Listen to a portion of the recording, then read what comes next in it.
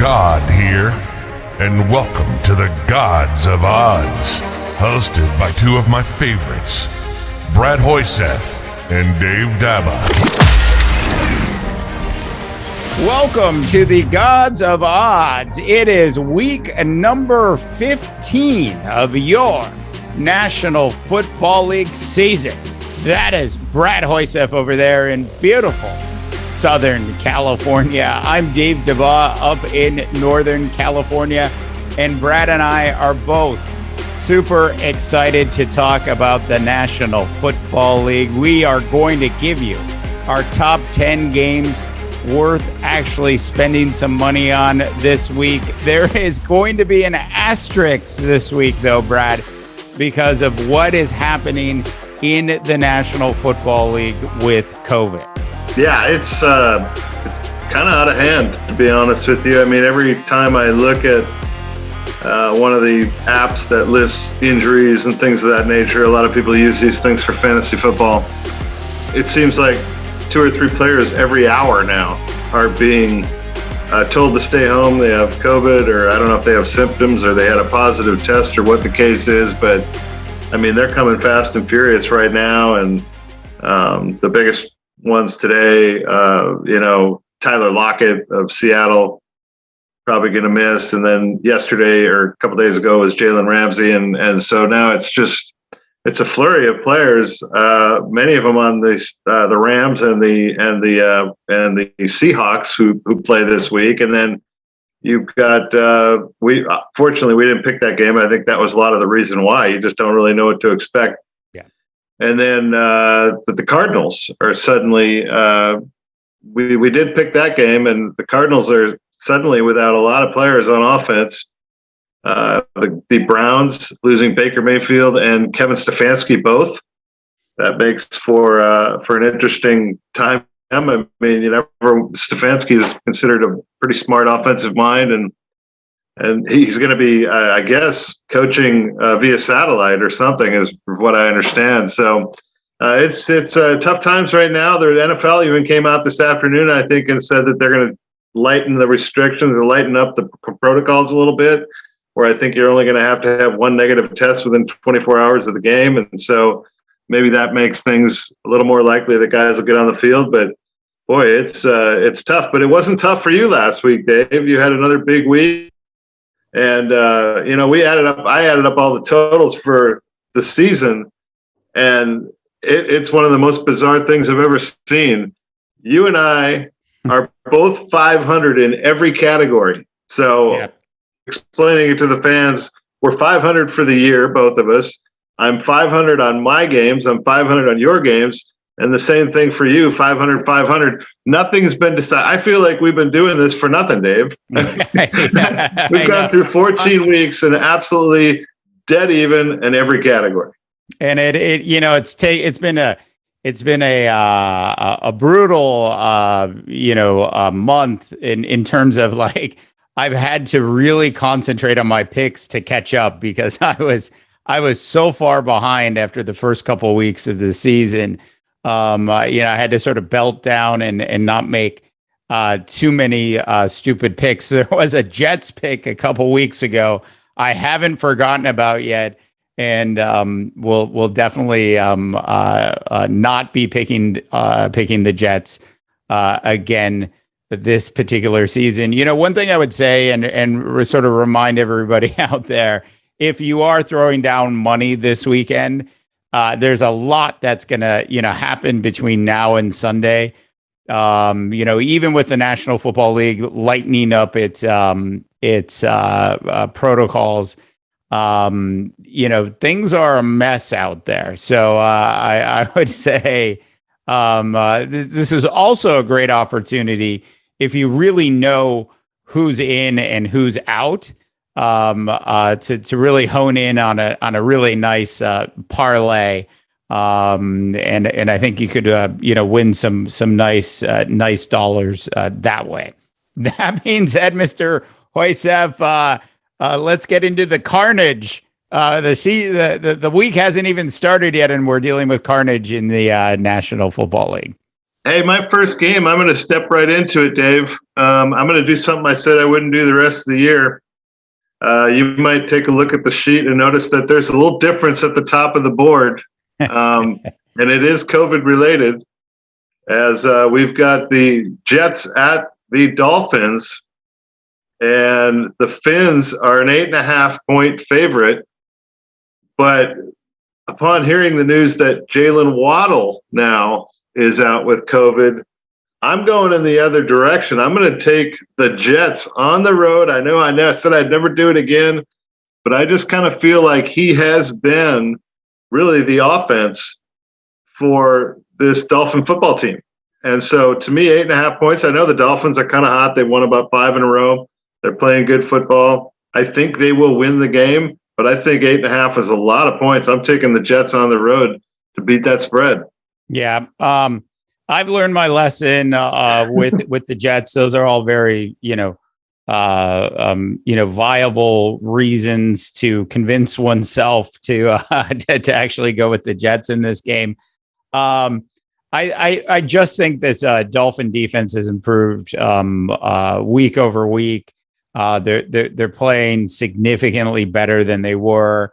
Tua is, has settled into, who he's going to be in the National Football League.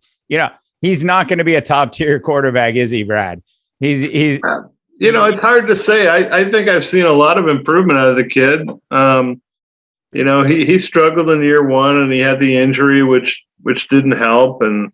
But his decision making is pretty good this year, at least in the last 5 weeks. It's been really good. And so, I like the direction that team is going in. It's sad that they got off to such a poor start, but they're making things interesting down there. But I just think that without Jalen Waddle this week, that's an offense that lacks a lot of firepower. And I know their defense is good. I see a low-scoring affair where the Jets kind of keep it close. They are a divisional rival. They're trying to make some things happen there in New York towards the end of the year to, give them at least some room for optimism moving forward. I know it's a bad football team, but I have a feeling the Jets are going to win, but they're just going to squeak by in this one. Yeah. I'm sorry. The Dolphins are going to win. Did I say the Jets are going to win? Yeah. Okay. Yeah. I look. I'm predicting a pick six in this particular game, and that's the difference that I have in it is that I think this Dolphin defense is going to. It's the only reason I'm really picking the Dolphins and willing to give up so many points against this against the Jets in this game. Look, where I was going a little bit with Tua as well is to say, yeah, he's not a top tier quarterback. He's a middle of the road quarterback, and there's nothing wrong with that.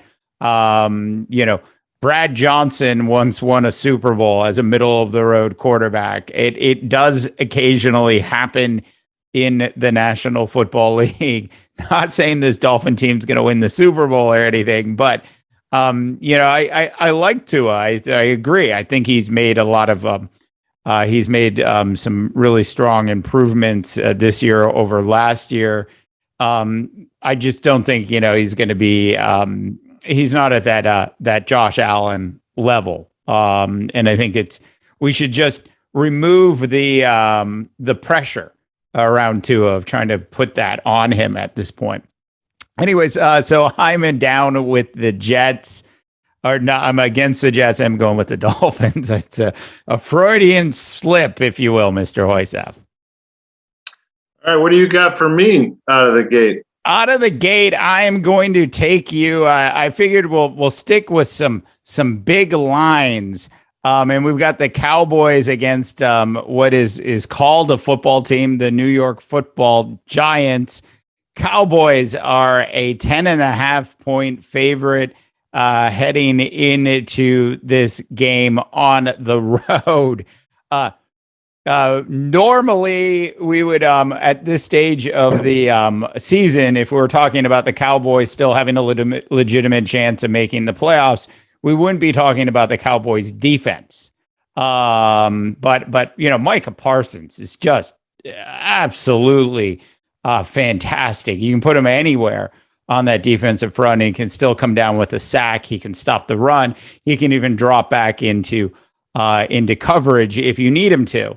I think the money on this game is all about this Cowboys defense really shutting down the Giants offense. Zeke is obviously hurt. It's nice that he's playing. He's playing hurt.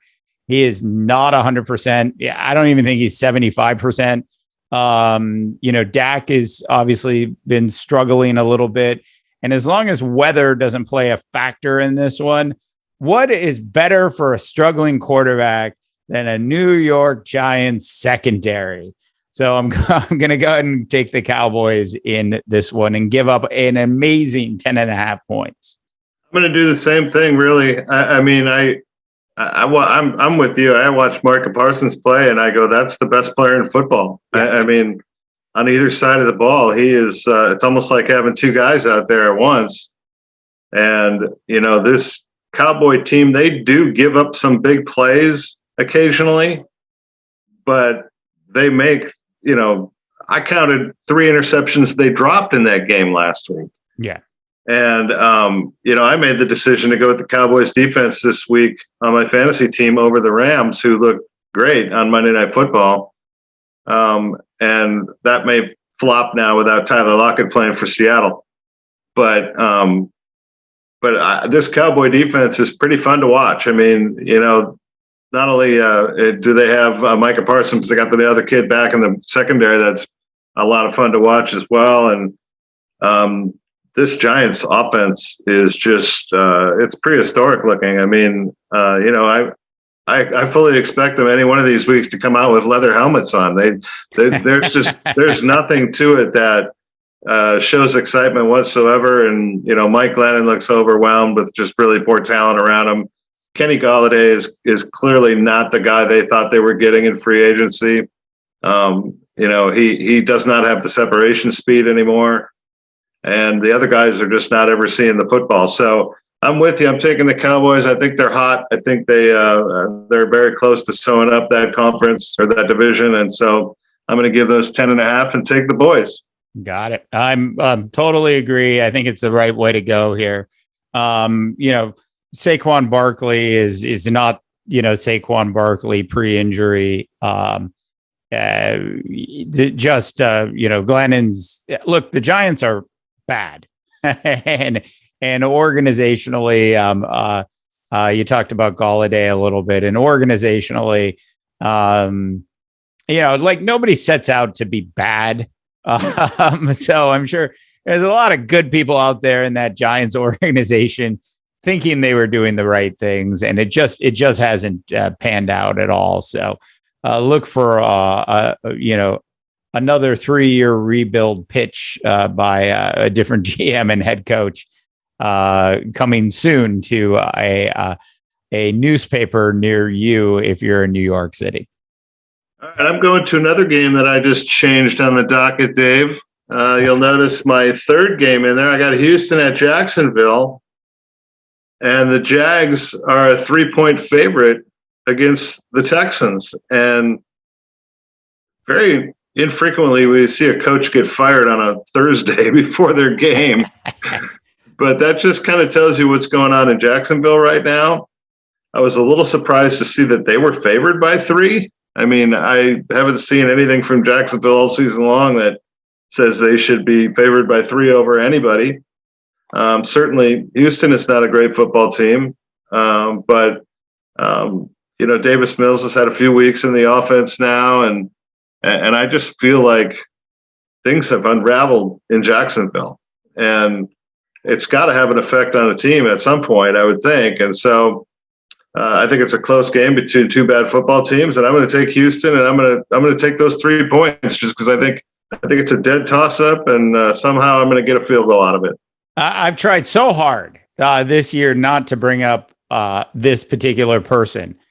But I think what we're looking at here is the Adam Gase effect. And you finally get rid of a head coach, and the team the team suddenly turns around significantly. So when you think of Adam Gase, and the horrific job that he did with the Dolphins, then you can tell how things turned around there. So I look at this as ding dong, the witch is dead. I think this Jacksonville Jaguar football team is going to respond in a really positive way, Brad. I think we're going to see him light up the Houston Texans. I think it's just like there's players in that locker room that are not taking this as a negative. They're taking this as a positive. Like Urban Meyers had lost the coaches, he had lost the locker room. He had lost all. You remember we talked about him not even wearing a headset on the sidelines. Like he looked like he never wanted the gig to begin with. He looked like he was publicly saying, "I'm robbing a bank and I'm going to take your money, and I'm really not going to work that hard," because in life, you have to work hard to be successful. It doesn't just, happen overnight. And in the National Football League, the guys that you're going up against are working 4 or 5 times as hard as an Urban Meyers was ever willing to work in the National Football. Seriously, Brad, ding dong, the witch is dead. The Jacksonville Jaguars are going to win this game, and I'm fine with giving up the 3 points. You're going to regret that one down the road. Well, I'm taking the Jets and the Texans this week, so there's a lot of things I might be regretting after this week. I mean, talk about winter is coming.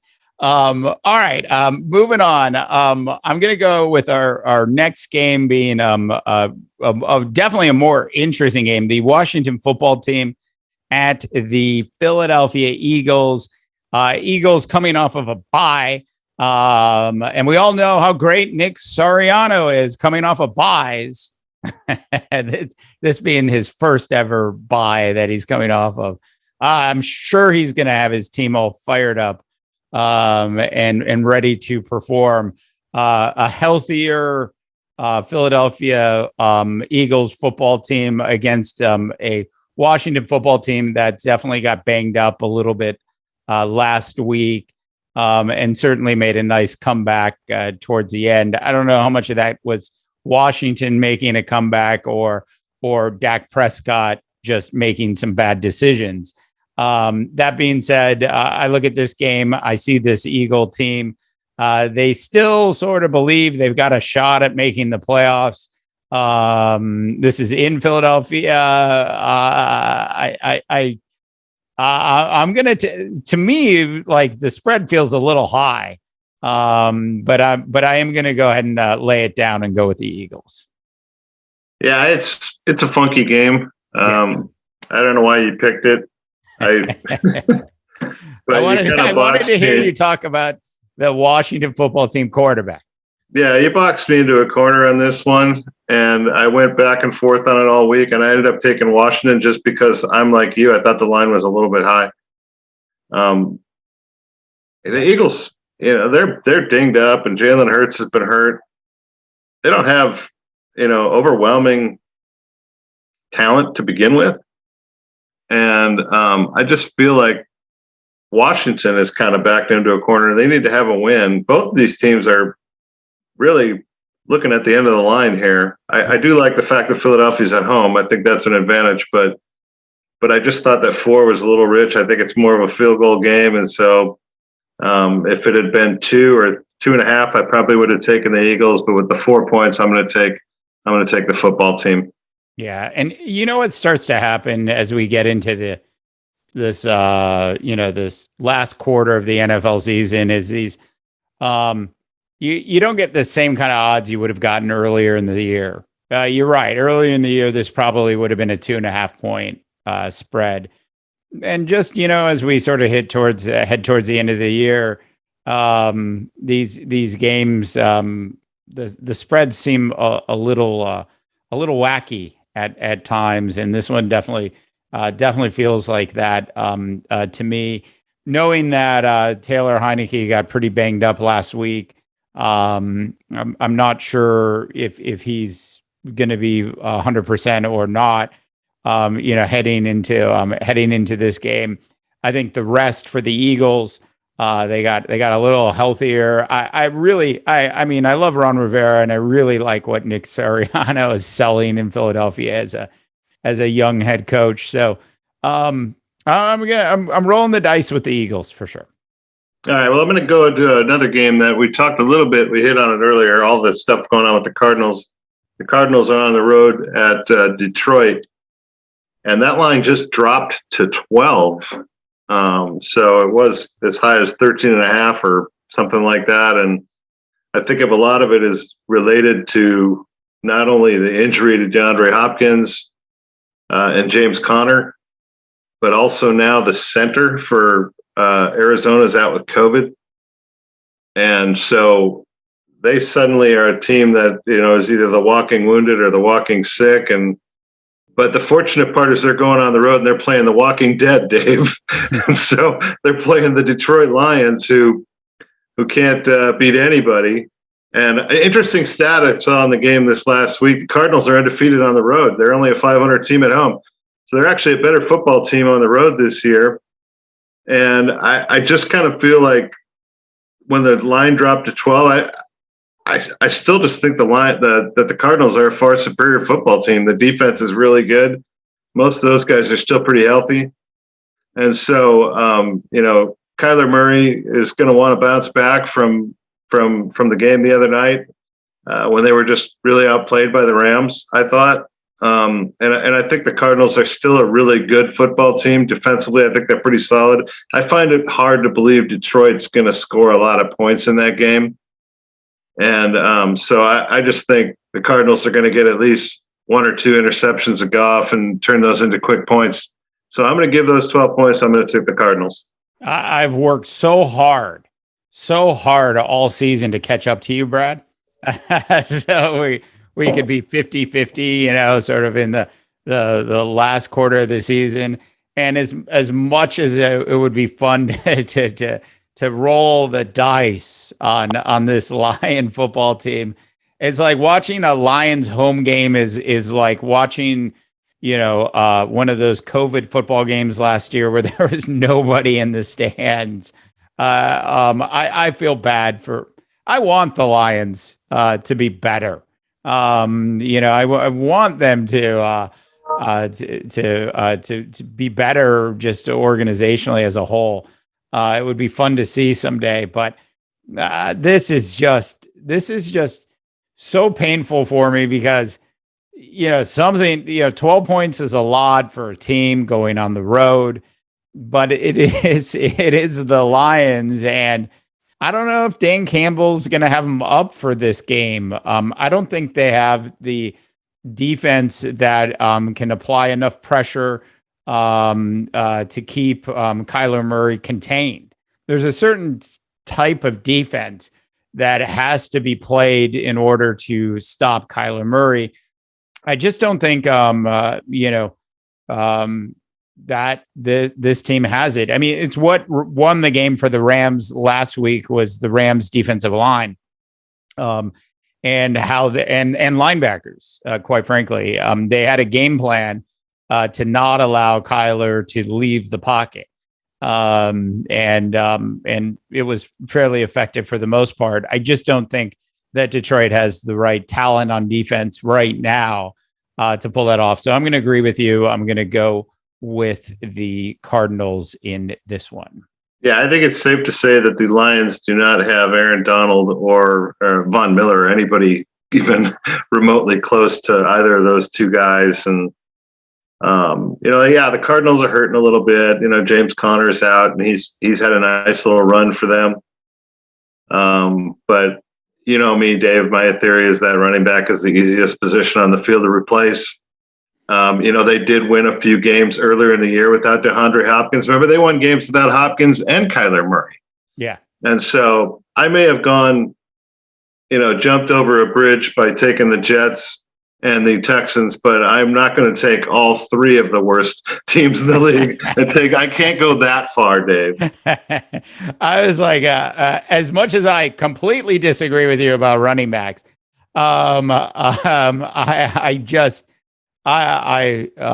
that's just crazy. Like what you have listed there, it should be another.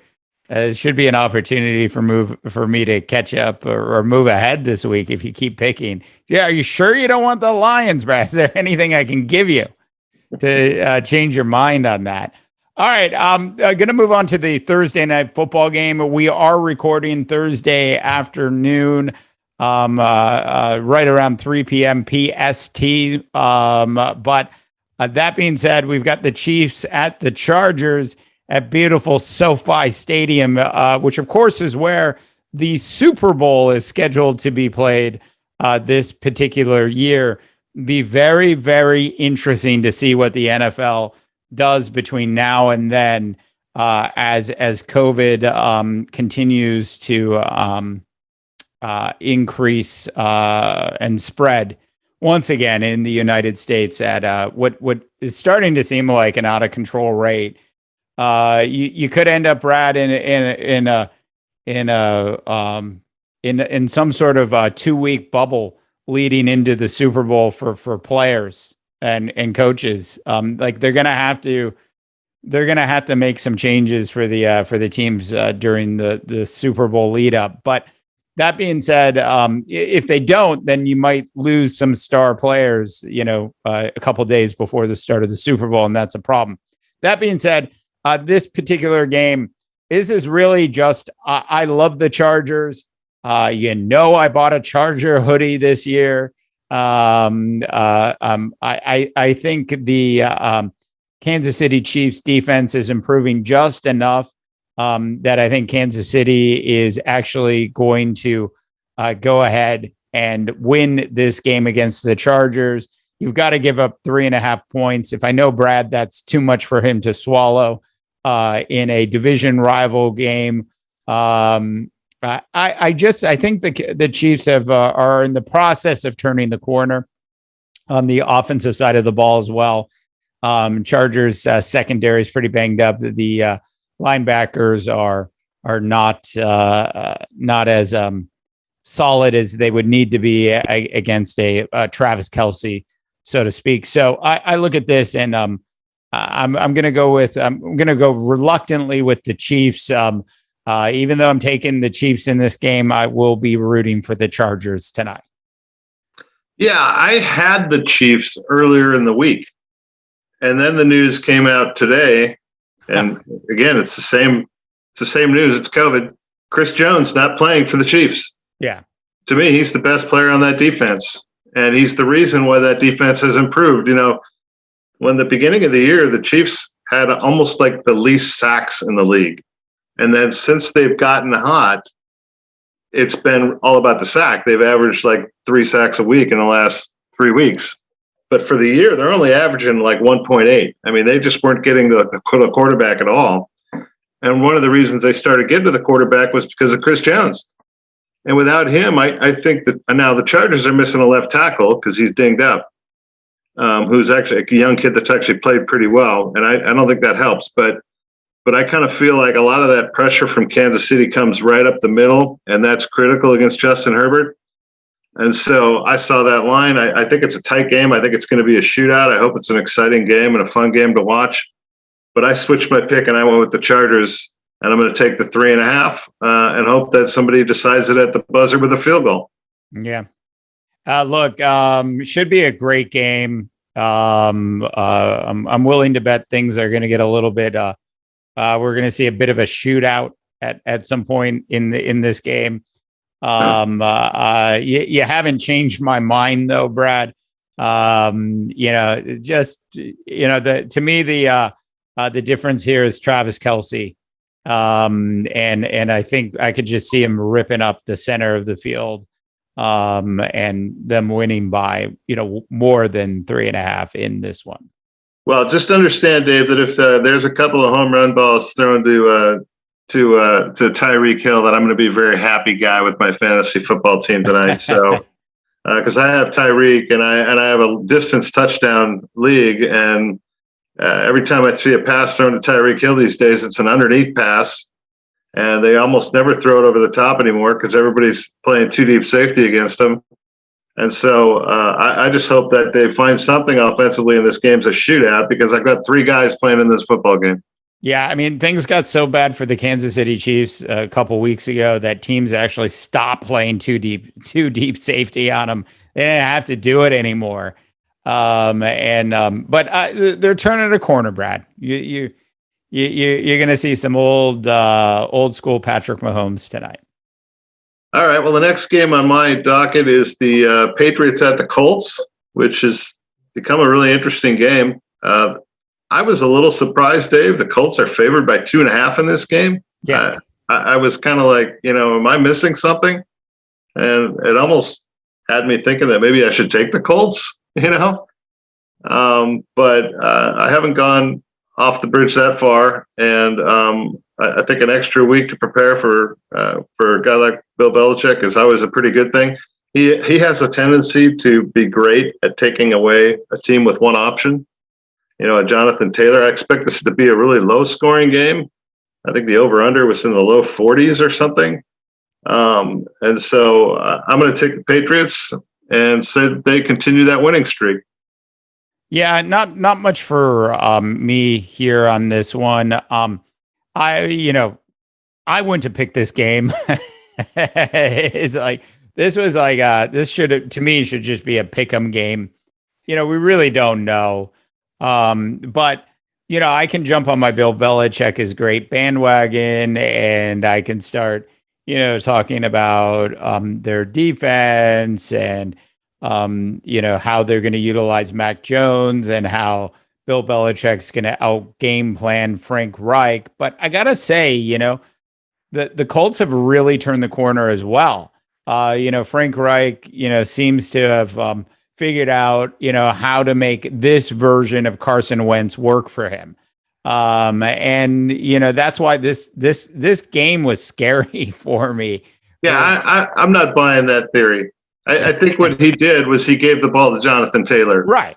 And he took the ball out of Carson Wentz's hands. Yeah. And I think this week Carson Wentz is going to have to make some passes because Bill Belichick is going to take away Jonathan Taylor. Yeah.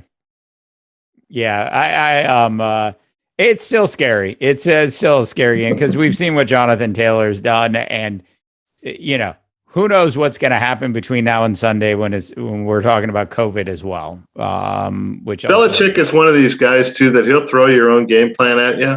Like he'll go out there and he'll run Ramondre Stevenson about 20 times in a row. Yeah. And just run it down their throat and go, okay, now take that. You think you got a good running game? Take that, I mean, we do have to comment just super quick on what happened last week with the Bills. And just 45 rushes against 3 passes in that game for the Patriots.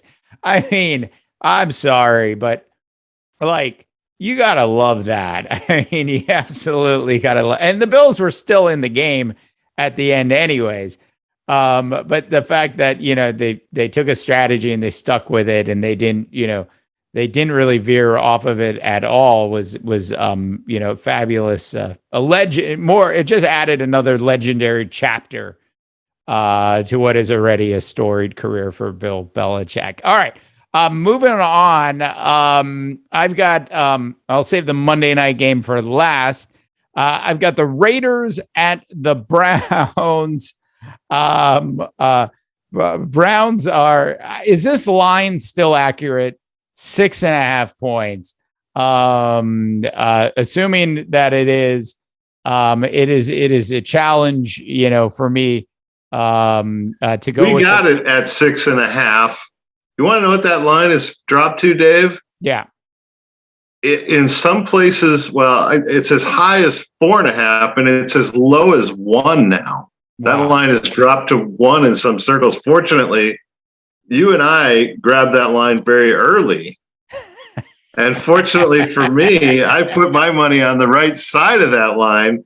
I'm not sure you're so happy about your pick right now. No, not at all. That's what I was. That's exactly where I was going. Because, like, yeah, like I'm not like I don't have Baker Mayfield trading cards lying around the home office or anything like that. I've commented numerous times on what a good coach I think Kevin Stefanski is. I just think this Raider organization, just as a whole, it feels like it's it's packing it in. Like they don't. You know what, Dave? We have to take that line and move it, because I just looked. It's actually the Raiders that are now favored by between 1 and 3.5. Why don't we just, for the sake of this, just call it a pick'em game? Whatever you want to do on it is fine. I'll let pick a line. I'd love to play it at me getting 6.5. I mean, you can. How about if I play it at 6.5 where I got it, and you can pick it the other way if you'd like. But no, that's all right. I'll stick with it. I'll stick with what I was going to say. It's okay. I can handle the 6.5, which is crazy. But I'll go ahead.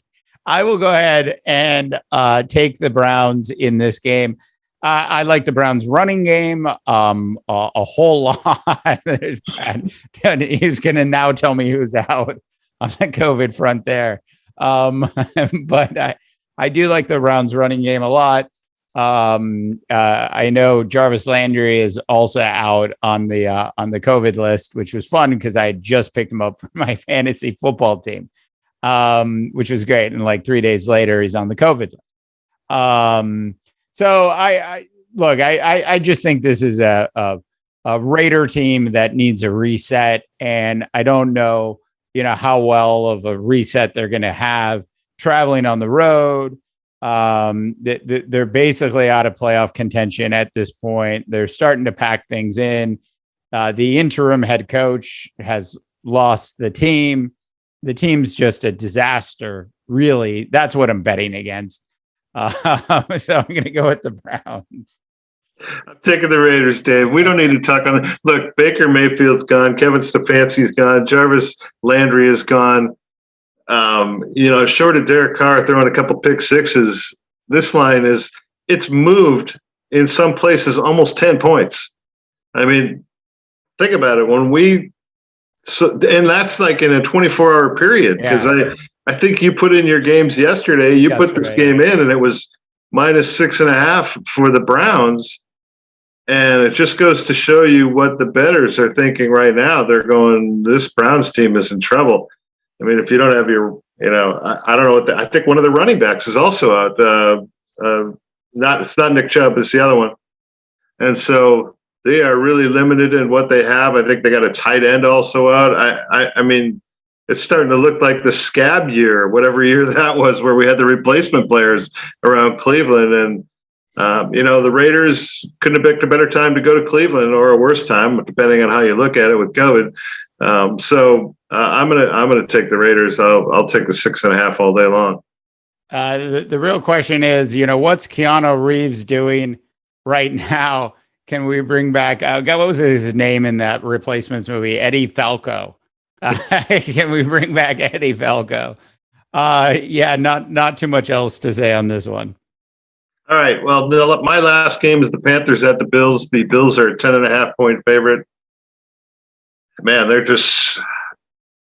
I've said it like 2-3 weeks in a row that I've had the Bills. I've been on. Brad, come on. I know you're itching to go with you should go with the Panthers. Follow your heart. Yeah, I just can't do it. I keep putting my mouth on the Bills, and I keep getting, soap in the mouth. And, it seems like every week something horrific. That game last week against the Buccaneers, I mean, there was just some historically bad calls in that game. It was a tremendous comeback by the Bills, but how you do not call interference on the final pass to Stephon Diggs in the end zone is beyond me. I mean, I know Tom Brady gets a lot of calls, and he got a lot of calls when he was at the Patriots, but I really thought that the Bills got jobbed in that game, and it really set them back once they got into overtime. And but again, it was the Bills kind of setting themselves up for failure in overtime because they had so much success just throwing the ball. And then they come out in overtime, and what do they do on the first play from scrimmage? They run the ball, and they get 2 yards. And now you're looking at 2nd and 8. They got a drop pass, and all of a sudden they come up short, and they have to punt the ball away to Tom Brady, and Tom Brady does what Tom Brady does. He went down the field, scored, threw it to some guy I'd never even heard of, and all of a sudden the Bills, again, are on the losing end. Well, this week they're at home. They're playing the Carolina Panthers, a team that knows a lot about being on the losing end. The Bills are desperate. They have to have a win. They have to look good. Panthers, I think, are about ready to pack it in. It's going to be cold in Buffalo. They're going to want nothing to do with it. I'm going to take the Bills, and I'm going to give the 10.5. Yeah.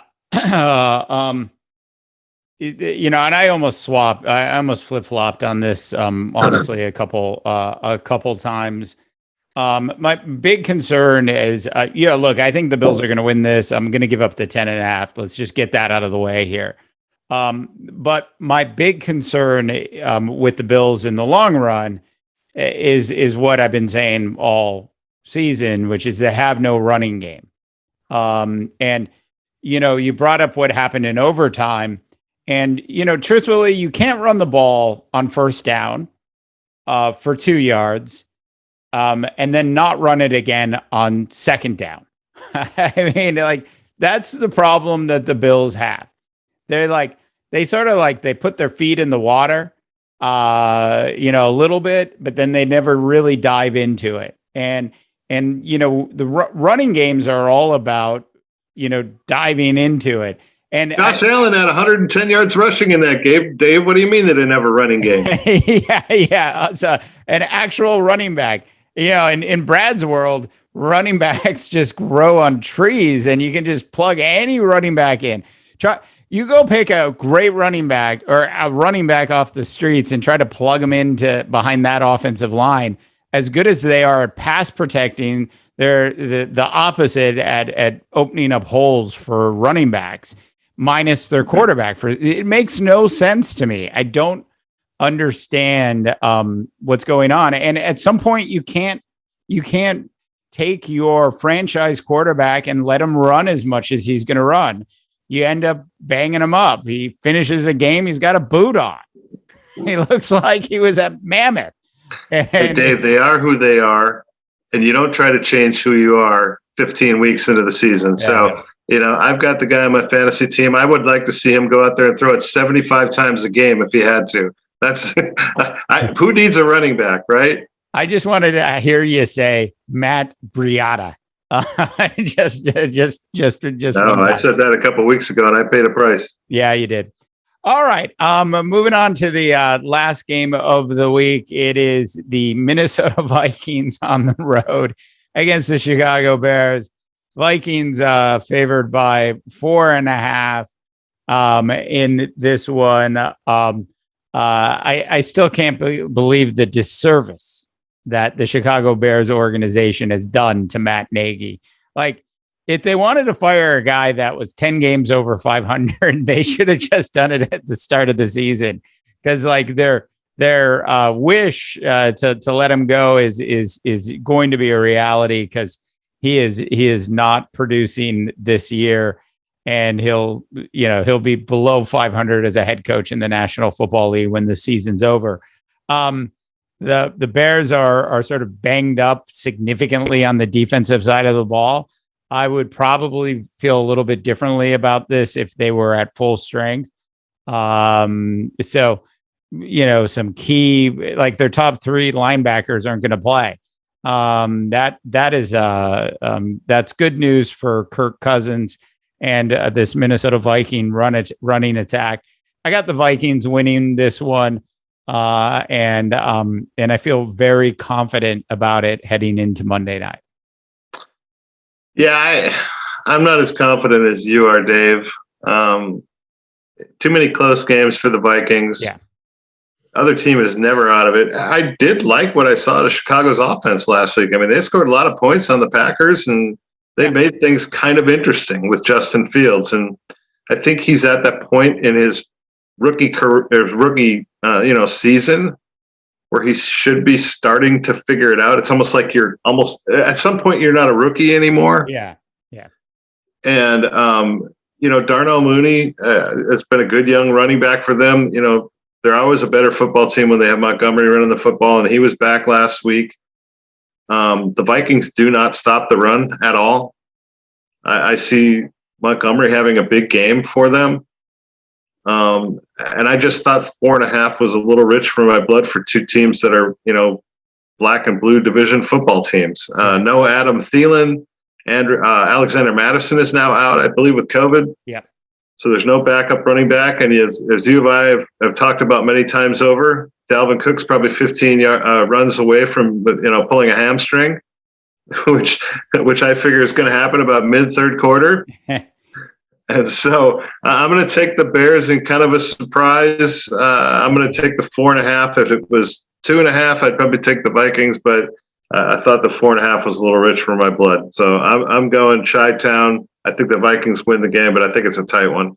Yeah. I mean, look, if the Vikings can't hold a 28-0 lead at home, that was unbelievable, really. Yeah. We haven't even talked about that. That was amazing.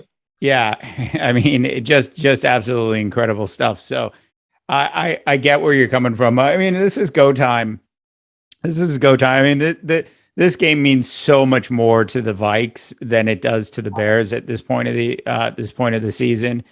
And as you know, I'm a big fan of Justin Fields and think he'll be the solution, the long-term solution in Chicago. And I feel like at times he's turning corners. I think they do him a disservice in how they utilize him. But to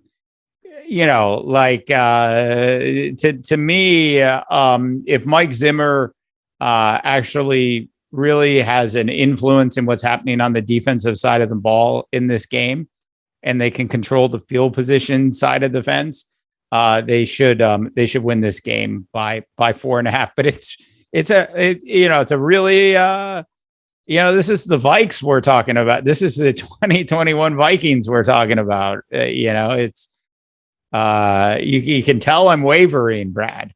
But let me ask you this: does Mike Zimmer get fired at the end of the year? The only way he doesn't get fired, there's only one way he doesn't get fired at the end of the year, and that's with a playoff win. One win. He's got to win at least one game in the playoffs in order to save his gig. He can make the playoffs and get fired. I think he's gone. I went to a community college championship game this week. I saw City College of San Francisco play Riverside City College. It was the California state title game. Mm-hmm. And Riverside City College has a kicker that is out of this world. And I've been watching this kid kick all season long.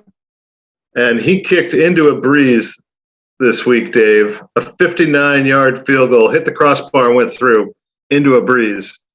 And I saw him kick a 56-yarder during the season, a 47-yarder in the game that was good from 60-plus. And I just can't figure out why the Vikings can't find themselves a kicker. And I threw out the idea to a forum of people this week. And it's an interesting proposal. And I don't even know if it's possible. I don't know if the guy that I'm thinking of has some sort of trade clause in his contract or not. It's a crazy idea. But if you were the Vikings, would you give a first-round draft pick for Justin Tucker? And it's really kind of an intriguing pick because the Vikings have been a walking disaster at kicker. The guy is, quite frankly, an automatic Hall of Famer day one. He's just automatic. He puts it right down the middle of the pipes every time. And he changes. Let's put it this way. I know somebody in Baltimore that says Baltimore wouldn't do it. Oh, yeah. Baltimore this season would not do it. If Baltimore had suddenly moved into a rebuild, then I could see them doing it. But there's still, legitimate chance of, there's still hope of a playoff run there, right? Right. A lot of the people you would have to give up, if you could trade for a player today, like, this far in the season, you would actually have to give up more than just one first round draft pick to pull Tucker out of Baltimore. Hey, is that good? He's I mean, I just watched this Vikings team, and I remember, I think I've mentioned this on the show before. I heard Deion Sanders one time talking about how the difference between a good team and a great team is oftentimes the little things, the intangibles, the kickers, the special teams, things of that nature. And he specifically pointed out the Vikings, and he said, the Vikings are not good at those things. Right. And, talent-wise, they've got talent. They've got excellent offensive weapons. Defensively, they've had some off years, but they've also had some good years defensively. A lot of it depends on injuries and things of that nature. But they have been a disastrous team at the intangibles and the little things now ever since Blair Walsh missed the field goal against Seattle in the playoffs. So it just seems like they have had no answers. And don't forget, I mean, they did draft high with Daniel Carlson a couple years ago, and when I saw this a couple weeks ago, I was cringing. I forgot to text you about it, but the Raiders gave Carlson a 4-year contract extension worth $18.2 million. Sorry, $18.4 million. I mean, like every time I see Carlson just kick an extra point, I cringe. Because extra points are adventurous. And even though statistically, we're not looking at a kicker on the Vikings that's going to be in the bottom part of the kicker stats. It just like we know, like, if there's a chance for them to win a game to get into the playoffs and it comes down to Joseph, it's not going to happen. It's not going to happen. If they're in the playoffs and they have a 25-yard field goal to win a playoff game indoors, I'm trying to make this as polite an environment for Joseph. It's not going to happen. He's just going to fall apart under the pressure of the moment. If they were to go out and get Justin Tucker, that instantly he would turn into Rick Ankiel or something, or Mitch Williams or something. The guy would not be able to find the middle of the pipes. I mean, that's how bad it's gotten with this Vikings kicking game. Yeah, it's bad. It definitely is bad. All right. We want to thank everybody for tuning into what is certainly going to be a very interesting week of carnage in the National Football League. I get a sense, Dave, that we could create an hour-long show on the Vikings kicking game. I mean, people could do an hour-long show on the Vikings kicking game every week, and it would be interesting. I think it would be very interesting. We'd probably have a huge following too, just on that. All right. Well, we'll see if maybe we can get a special kicker report together. Maybe we can bring in Gary Anderson or somebody. Remember Gary Anderson in the playoffs? It was the playoff game against the Falcons. Yeah, I know exactly where I was. Hadn't missed a kick all season long. All season long, he hadn't missed a kick in '98. The Vikings had the greatest offense of all time at that point, and he shanks one. And all of a sudden, Denny Green gets cold feet, decides that he's going to take a knee before the end of the game and force the game into overtime. Oh, my God. Vikings fans will never forget where they were. I can tell you exactly where I was. I'll never I could go senile, and I'll remember where I was, Dave. I was at Legends Sports Bar in Costa Mesa, right across from that big South Coast Plaza Mall. My brother-in-law and sister were in town, and we watched a doubleheader because he was a Jets fan, and so the Jets were the second game of that day. And we sat in a bar for 8 hours. And that's exactly where I saw, yeah, like I can still visibly hear myself yelling at the TV screen.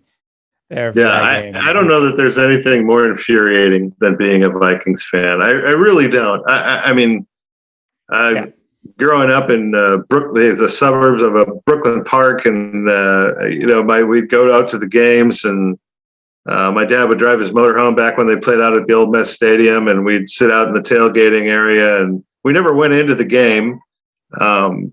My dad was too cheap to buy tickets.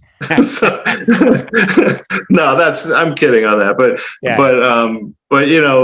it just seems like it's an endless assault towards my mentality every single week watching this team. And that thing with the Steelers last week was just embarrassing. Absolutely embarrassing. All right. Well, I think we could go on for hours, but I think we got to get out of here. Brad, any just last final thoughts about the general National Football League? What you like? How many players at the start of Sunday are going to be out on the COVID list? I think I heard there was 75 or 80 last week. Yeah. Or earlier this week. But man, they're dropping like flies. I think we can go with 100, 120. I think the NFL's got a real serious problem on its hands. I don't think the answer is lightening up the policy around COVID tests. Dropping it down to just one negative as opposed to two.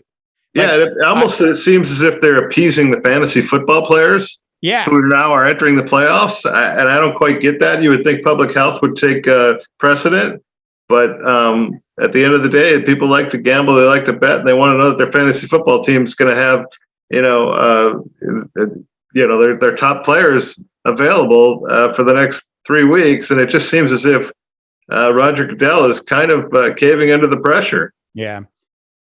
All right. Well, for this week, I'm definitely putting an asterisk on it. That is for the Gods of Odds. That's Brad Hoyseth over there in beautiful Southern California. I'm Dave DeBa up in Northern California. Wishing you all a tremendous rest of your sports viewing week. God here, and thanks for tuning in to the Gods of Odds. For more semi-witty sports commentary, please make sure you check out mighty.rip. Okay, go ahead and kill the music now.